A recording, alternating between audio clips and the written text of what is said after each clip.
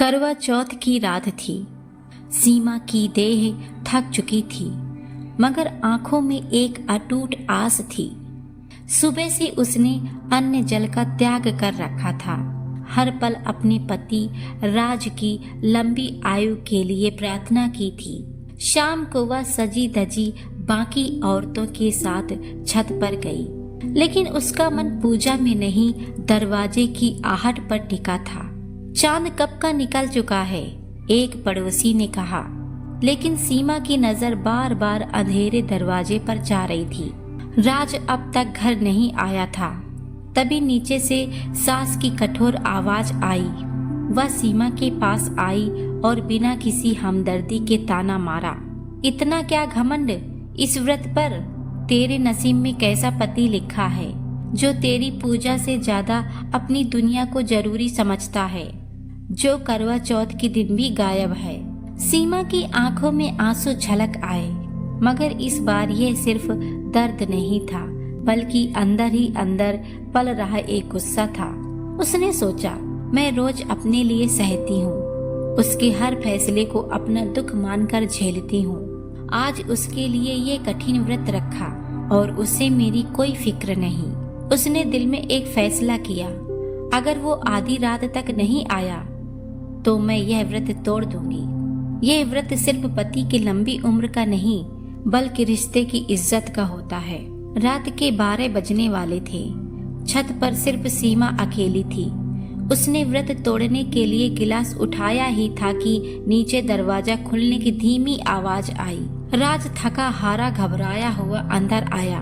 उसके कपड़ों पर कीचड़ के धब्बे थे और चेहरा सूखा हुआ था, जैसे किसी गहरे सदमे से गुजरा हो।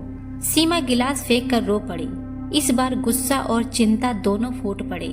तुम्हारे बिना मैंने चांद नहीं देखा, भूखी प्यासी तुम्हारा इंतजार करती रही। तुम कहाँ थे? क्या तुम्हारी नजर में मेरे व्रत की कोई कीमत नहीं? राज ने सीमा को कसकर गले लगा लिया। उसकी आंखों से भी गर्म आंसू बह निकले, मगर वो चुप था। माफ कर दे सीमा, उसने धीरे से कहा। मैं जानता हूँ तूने पूरे दिन मेरे लिए व्रत रखा।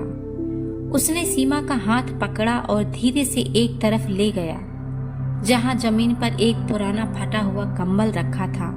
राज ने कांपते हाथों से वह कंबल हटाया।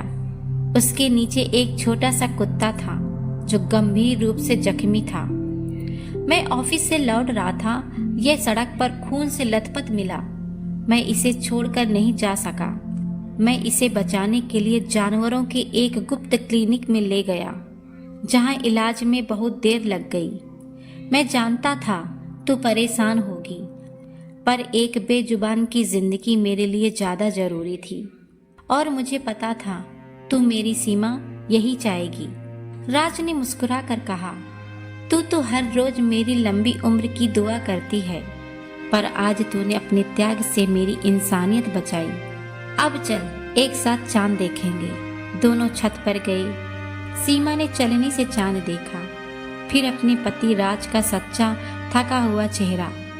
उसकी आंखों से एक बार आंसू टपके, मगर ये दुख के नहीं, गहरे सुकून के आंसू थे। उसने पानी पीकर व्रत तोड़ा और अपने पति के माथे पर हाथ फेरा। चाहे देर से आया, पर मेरे साथ आया, और आज मुझे पता चला कि मेरा व्रत सिर्फ मेरी जिंदगी के लिए नहीं, बल्कि हमारे भीतर की अच्छाई के लिए भी है, जिसे तुम बचा कर लाई। अगर ये कहानी आपको अच्छी लगी हो तो लाइक जरूर करें। हैप्पी करवा चौथ।